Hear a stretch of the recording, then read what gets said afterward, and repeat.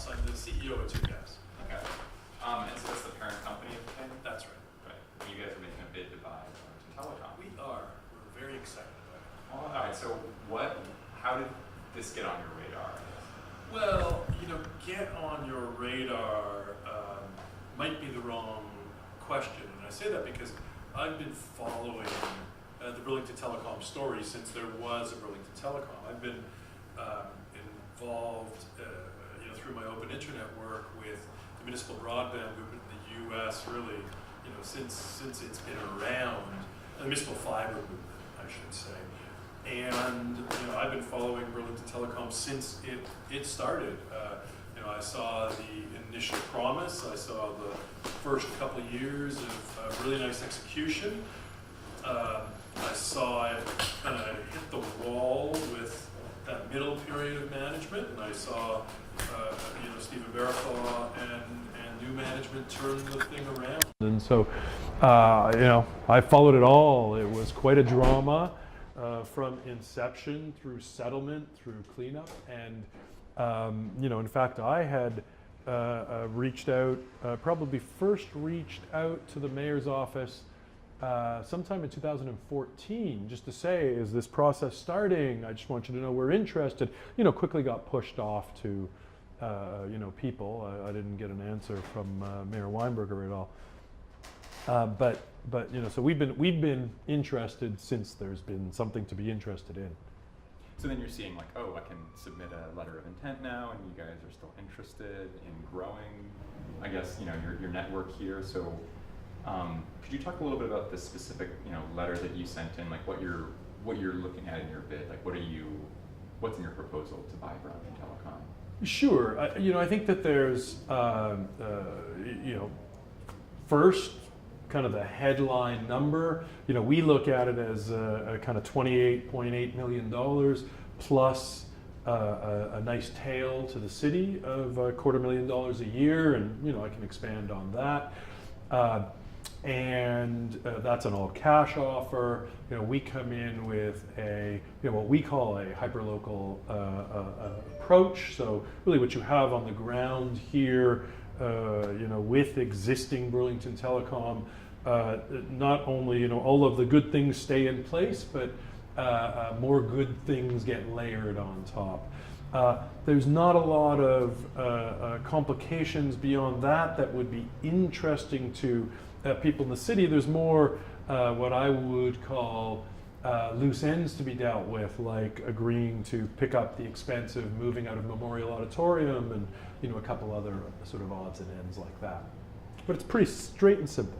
Well, so tell me a little bit then about the money back to the city. Kind of how does that Sure. When any community that we go into, we have a really deep view that you need to be part of that community. In this case, it's great because we're getting to do some of the things that we've talked about doing when you get to scale. So if I took a step back for a second, we've always communicated that as we're building, and we're in 5 markets today, you can order in 3, building in another 2.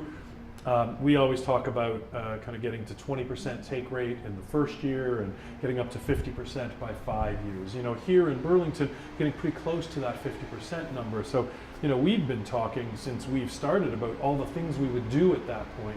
Now we get to kind of, look at a bunch of those. But one of those is, kind of, what do you do to give back? We have, the best way I can describe the view is to talk about it the way we talk about it internally, which is that, traditional telecom, which we think is fundamentally broken and is one of the, probably the biggest industry that has not really been reinvented by the internet yet.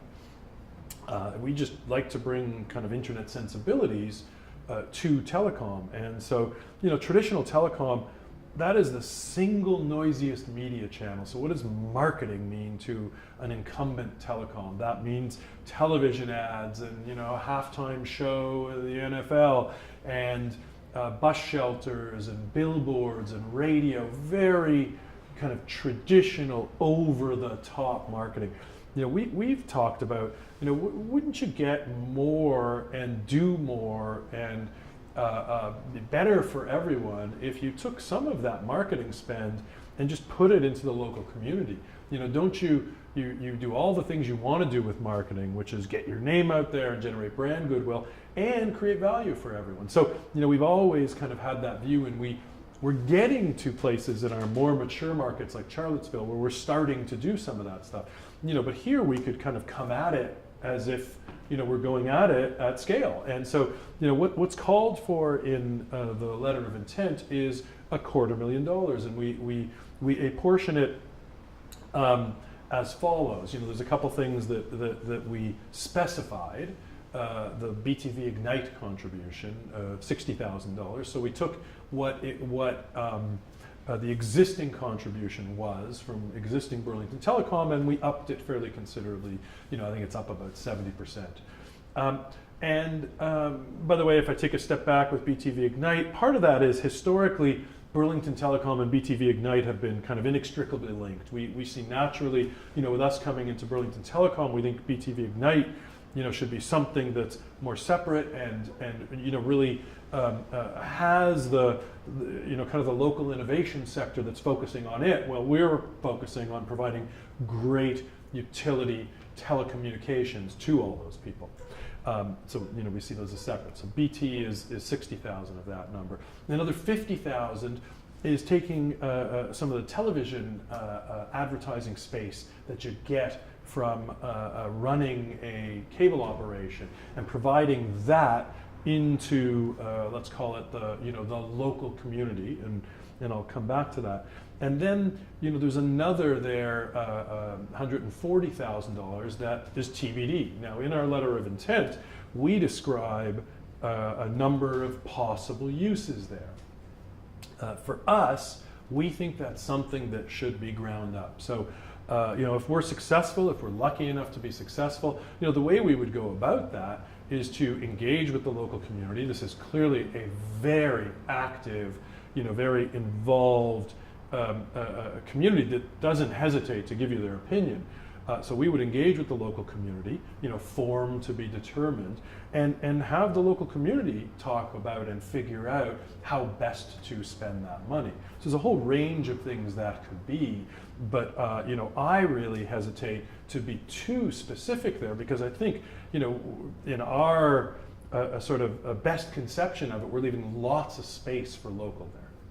I think jumping into something I was going to maybe go into later, but like talking about local stuff right now, I think it's kind of hard to avoid talking about obviously the other bit in this case, which is the local co-op. You were at the meeting, you saw how charged up a large number of people there were, and so that's been a central concern in this, is that people want to kind of keep the telecom as local as possible, and I think there's nerves about a company from another country, coming in and wanting to buy it up, and are you just going to sell it in a couple of years? So how are you responding to those concerns that you're hearing pretty loudly? Yeah. So I want to break that into pieces, if I could. First, a little bit. Yeah, there's a lot in. Yeah, but but a little bit glibly, we think that as Canadians, we're much closer to Burlingtonians politically than just about anybody else in the United States. So we think we've got that going for us. In terms of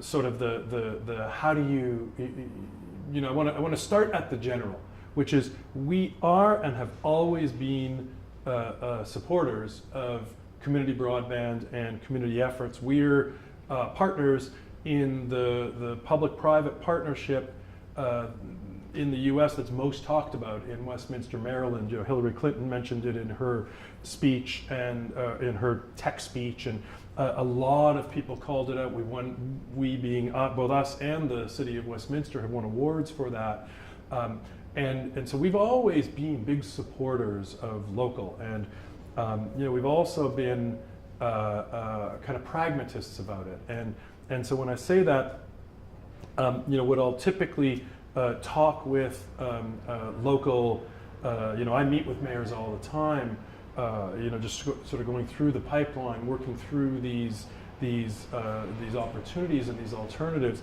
and there are some cities for whom that fits in general and some for whom it doesn't, and I can go into a lot of that detail.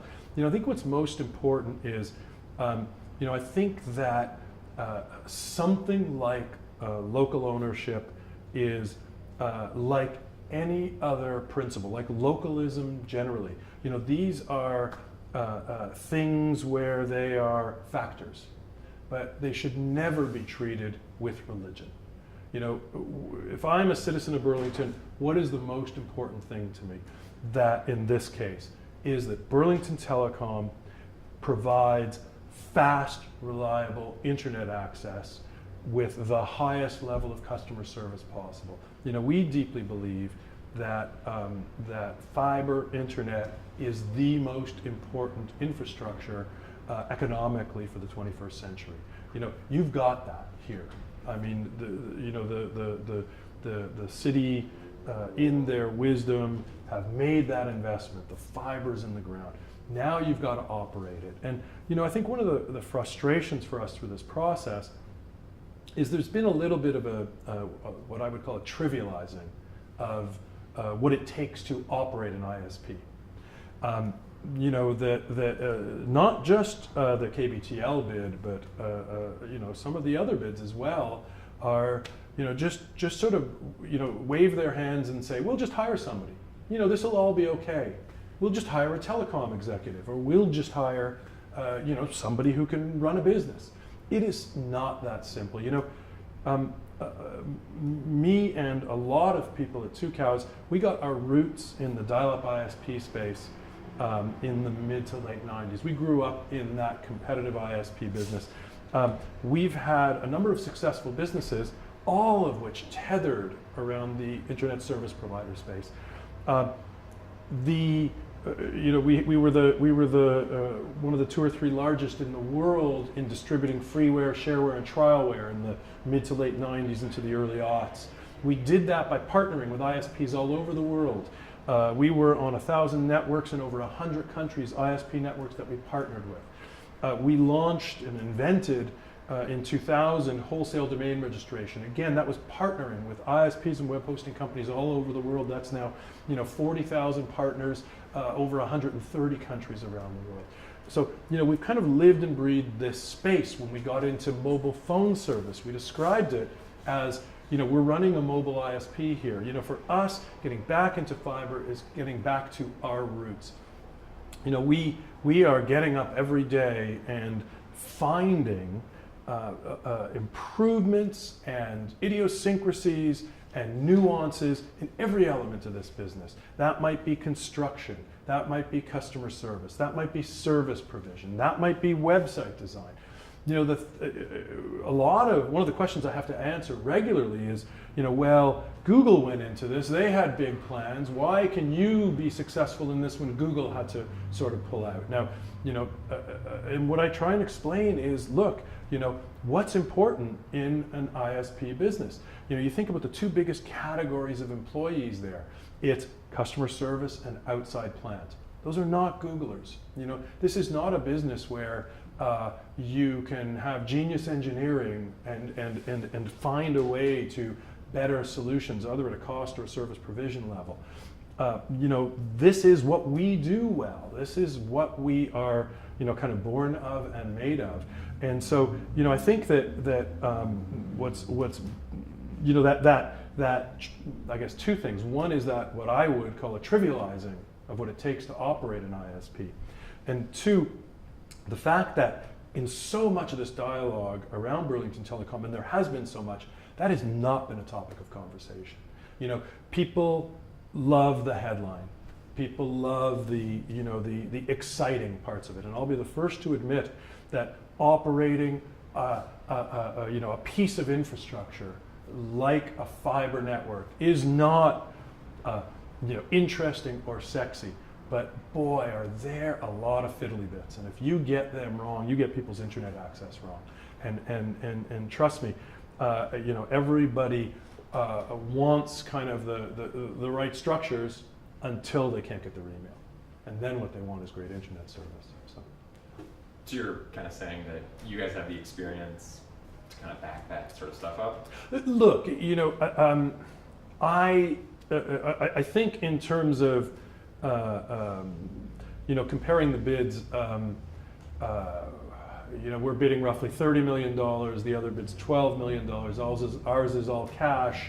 You know, that has 10 million at 14%, which is very expensive. I mean, the financial differences are significant, but I think the operating differences are more important. And you know, if I was sitting here running a traditional incumbent telecom, but could run the ISP business well, I get a lot of that, you know, what I'll call localism, and I think that parts of it are again, I support them. They are admirable and they're important. You know, if you think about the subject matter, though, it's not, you know, this shouldn't be an absolute. Nothing should be. Localism, when taken to an extreme, is just like nationalism when taken to an extreme. There's elements of it that are important, but it shouldn't be determinative. So I say that, you know, look, your fruits and vegetables should probably be local.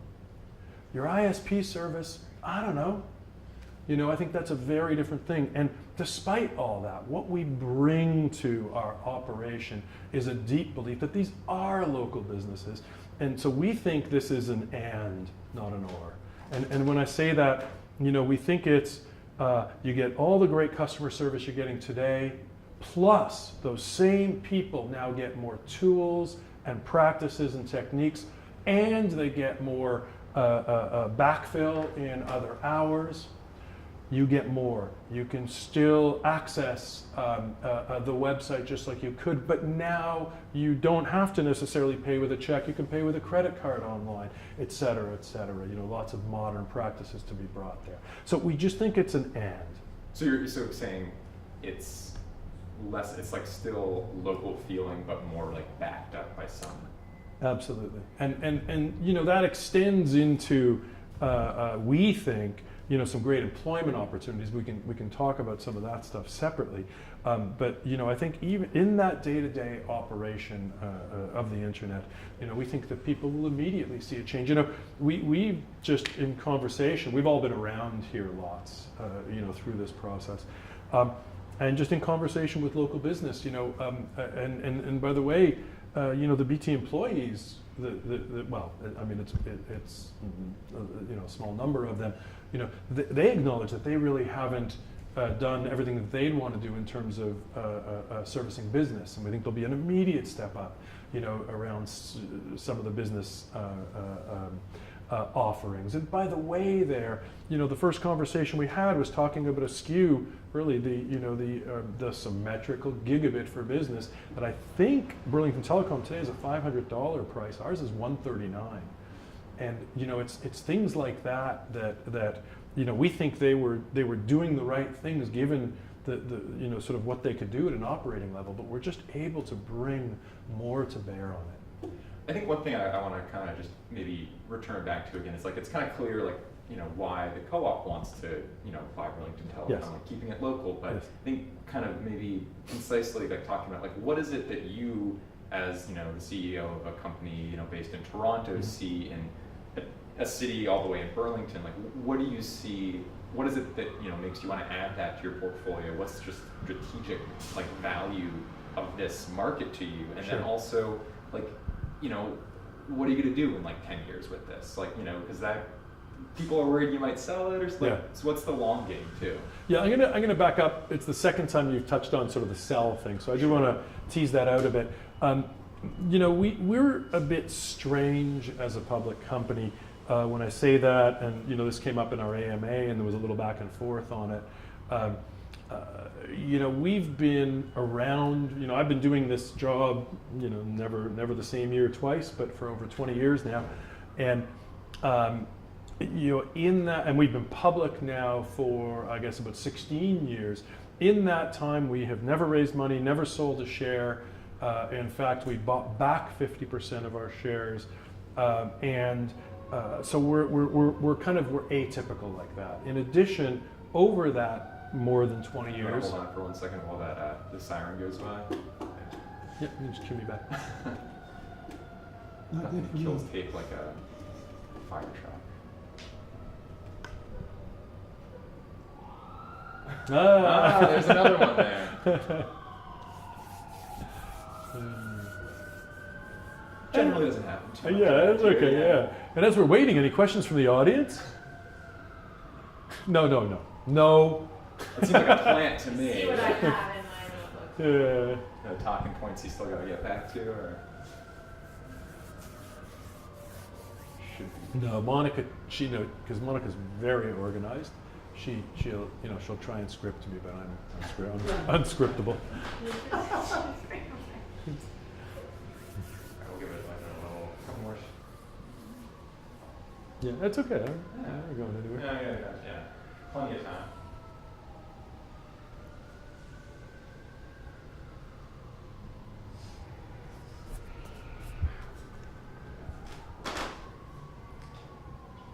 Requisite audience shot of nobody here. It's too bad. It's really nice up here. Yeah, it is. It's great. I used to work. There's a record shop right around the corner. Oh, I yeah? did that for a number of years. So you're local? Yeah, I grew up Born and around raised, here. yeah? Yeah, in Colchester. So. Nice. No fiber out there yet. No, my dad keeps complaining about it. Ask me about expansion plans. All right, let's jump back in. You ready? To where we were. So we've been around, and in those 20 years, we have bought a number of different businesses, generally small businesses and generally for strategic purposes, but we have never sold. We've never sold anything. I warn my shareholders when they're coming into the investment, don't expect us to be selling, because I'm demonstrably pretty good at running a business, but I am demonstrably a terrible seller. So, I would just say that, we have no plans to sell for sure, and a huge track record of never selling. So I, just want to kind of put that away as much as I could. In terms of sort of what's attractive about this to us, first at a high level, and again, coming back to that kind of hyper-local thesis, we view our fiber business, the Ting Internet business, as essentially the sum of a number of local businesses. With a very thin operating layer back in Toronto, but the bulk, the significant majority of the operations are in the local markets. Now, that's a general statement. With Burlington Telecom in particular, to go back to something I just touched on a little bit earlier, we're now getting to kind of step in the time machine and start to operate at scale. And we think that it's kind of when you get to that 50% market share or threshold or so, that the interesting stuff starts to happen. So you can think about simple things like dual band routers at home, and therefore a nice public Wi-Fi cloud.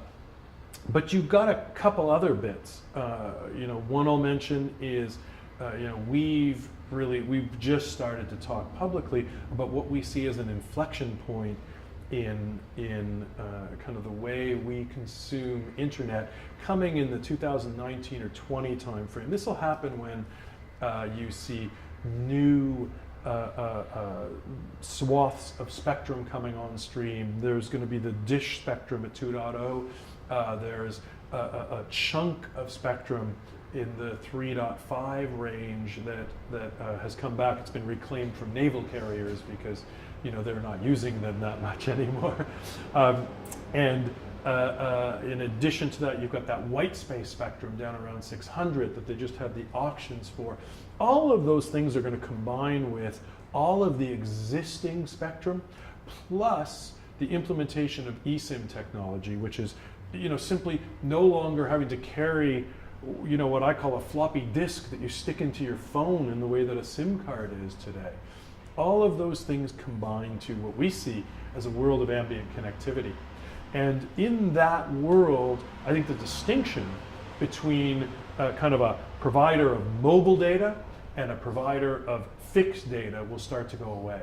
And we're very excited to be in a great position to start that experimentation, and naturally the first place where we would be doing that is here, where we would have the biggest market share. Probably the second example I'd give along this road. We've been working on a traditional television service with some bells and whistles for about the last 18 months. We're pretty close to coming to market. As we've been engaged in this process, we've actually held back on starting to build the head ends, because we'll have one in the east and one in the west. Naturally there is a head end here. So this would, we'll wait and see how the process plays out, because this would naturally be the place where we would have all our East Coast video coming out of. And when I say that, we're doing different things with video. You have, it will be, as a customer, it's available to you to feel very much like a traditional video service. So if you want it to look like your Comcast, Charter, Time Warner, cable, it can look like that. We'll sell you that. But there are things that are available that nobody's doing. We all hate paying that, $8, $10, $12 a month for a set-top box. I tell people, today, if you have a Sony or an LG TV, not a Samsung, but a Sony or an LG, you don't need a set-top box. We can deliver our video service as an Android app, and it's just another app on your television. So, the fact that nobody's doing things like that today, it's remarkable to us. I could give you 2 or 3 more examples in television, and then, one of the opportunities we look for wherever we are. If you look at our footprint, typically, not exclusively, but typically, we're in university towns, and typically our brand does better, especially in the mobile service, in university towns. And one of the benefits of being in a university town is you have another place to draw people from, to draw employees from. And we think that we can provide a great, outside of the Burlington Telecom fiber business now, outside of the Burlington Telecom internet business, we have another office where we can provide employment opportunities to Burlingtonians. That could be born and raised like yourself. That could be somebody who came here to the University of Vermont, fell in love with the city and wants to stay. But as we've looked around, those great tech jobs, those world-class tech jobs, there's not a lot of that going on here. There's some amazing local business, but not down that road. You want to do machine learning or artificial intelligence, graduating from University of Vermont, there's not a lot of opportunities. Boy, we can't get enough of that. And I could give you 6 more examples like that. So, we think it's just a real opportunity to kind of have a little kind of both showcase and lab that just benefits all of the rest of our business. Mm-hmm. You talked a little bit about expansion, so I do want to ask about that. Sure. That's something I remember reading in your guys' Yeah. bid. So just can you kind of briefly outline where you see Burlington Telecom going from being just in the city and kind of where you also want to go? Sure. It's a great regional geography, and it's a great launch pad for that. And we in the 10-year pro forma that we submitted to the city, we were projecting about $57 million in additional CapEx spend. I'll start with, that's money that's spent locally. That's local outside plant people. That's local contractors who are supplying services, et cetera, et cetera. So, the significant majority of that money just goes local. Most of it really outside of kind of, for the physical fiber, that's the case. I think that's, critically important. And by the way, the fact that we're an efficient operator, the fact that we know how to run these businesses effectively, just creates more ability for that reinvestment. We would build first in the parts of Burlington that are not yet built out, and there is some of that still. There's some very tiny pocket of 120 homes or something that we've been told are very difficult to get to. But outside of that, I think we would see building the rest, and maybe we can even figure a way to get to those homes. Well, that was going to kind of be my follow-up. Is like I know I don't know too much about that, but I know there's some ones that are hard to get to. Yeah. I mean, is that something you guys would want to try to work on? Look, we always want to look at it. This is so. What I would say in this conversation is we know nothing about them other than we've been told they're hard to get to.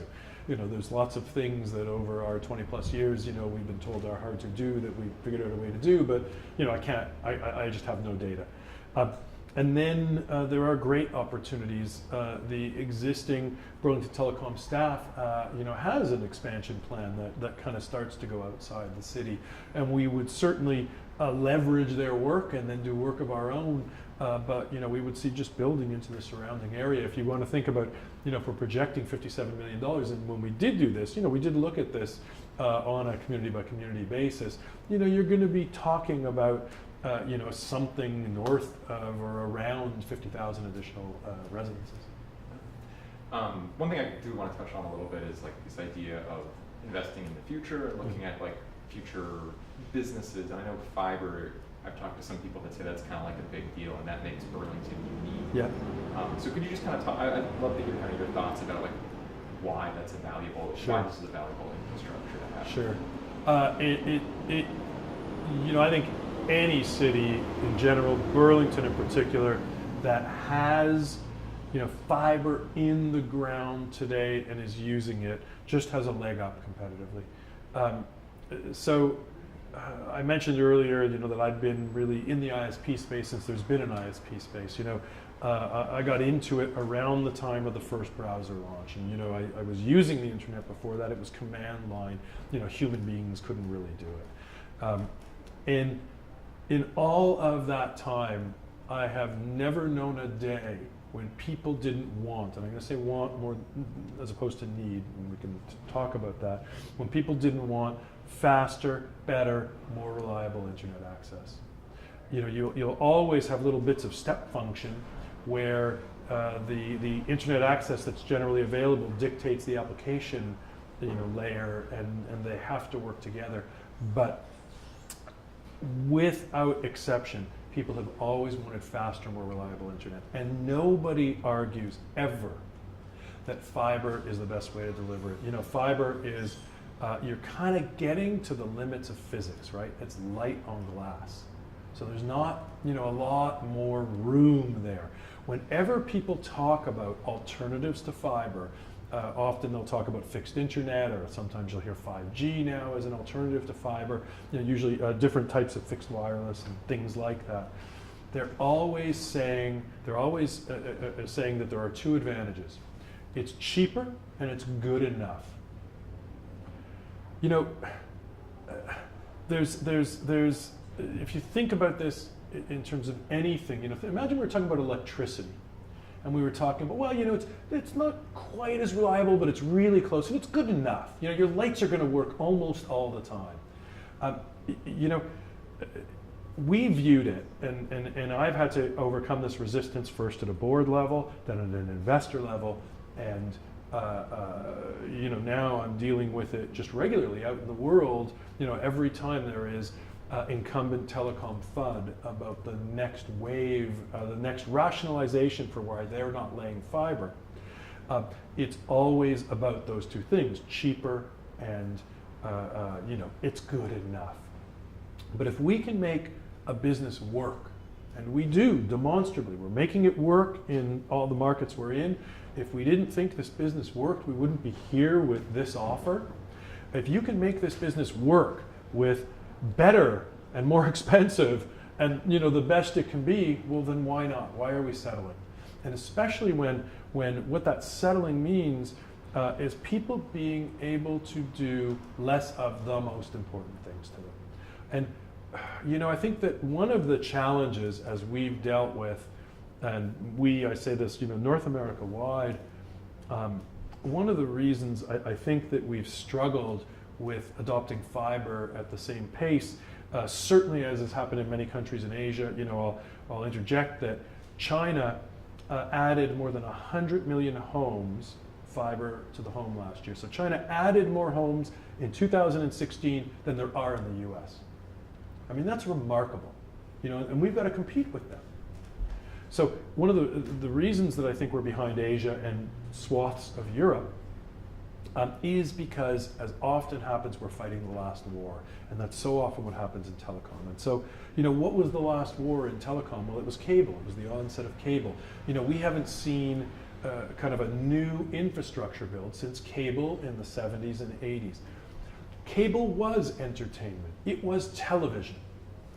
So, you know, 25, 30 years after it went in the ground, 25 years depending on when it went in the ground, it became a means of transmitting internet. But today, we're retrofitting telephone and television infrastructure to deliver internet. So if the last battle was cable TV, well, that was entertainment. That was about want, not need. And I think we overlay that kind of want versus need on this generation of infrastructure build, and I think it's hurting us. You've answered a lot of questions that I have. I do want to give you kind of like a last kind of succinct, sort of summarizing, like you're making a pitch, you know, next week Burlington City Council is voting between your bid and keep Burlington local. So you know, if you could take this time to kind of highlight, you know, why you think your bid is the bid that you think the City Council should vote for. Sure. I'd love to hear that. Sure. Look, I think, you know, if I come, you know, I could talk about, you know, the difference in money. I could talk about, you know, the difference in risk at an operating level because of the high debt levels, et cetera, you know, and, but, you know, the thing that I come back to over and over again, you know, is that combination of operating expertise and providing a great set of additional employment opportunities for the city of Burlington. So, you know, if you're, there was one of the guys in our office really, as he was thinking about this for Burlington, he just, you know, kind of blurted out one day, it's, you know, this is the opposite of Ben & Jerry's, where there was this great local company that just got bought by a global, you know, enterprise and became a global business. Here, what this is a global business coming to Burlington and kind of bringing all those things locally. And you know, and I think that's just such an important difference in the lens. And you know, finally, at that operating level, you know, I think that this is critical economic infrastructure that you can't trivialize the operation of. We think that we are demonstrably on many levels, maybe the best in the world at doing what we're doing. You know, in the mobile phone business, our net promoter scores are by far the best in the world. Consumer Report in mobile. Companies, telecoms in Europe and equipment manufacturers in Asia study what we're doing in the MVNO space. We've been copied by everybody from Google Fi to Comcast Xfinity's launch. You can look at them, you can look at what we did in mobile. They you know, kind of ripped us off. We've succeeded, you know, they've honored us by copying us. We've succeeded in fiber, you know, not doing something that everybody said was easy, but doing the thing that everybody said shouldn't be done, which is focusing on the residential customer as the backbone of the business. Everybody else says, no, you go greenfield and MDU and anchor tenants. We said, you know what? We think we can make this work with the toughest economic unit to make it work, and we have. And so I just, you know, I believe that demonstrably, if what you know, what's important is that Burlington Telecom is everything that it is today, which is fast, reliable internet, which is a local business, that, you know, that what we can bring is more, and it's a more that really none of the other participants can. Great. Well, thank you for answering the questions. If there's anything else we haven't talked about, though, do you want to bring anything else up? No, I think that's great. Thank you very much. All right. Well, I appreciate the time. Thank you. Me too.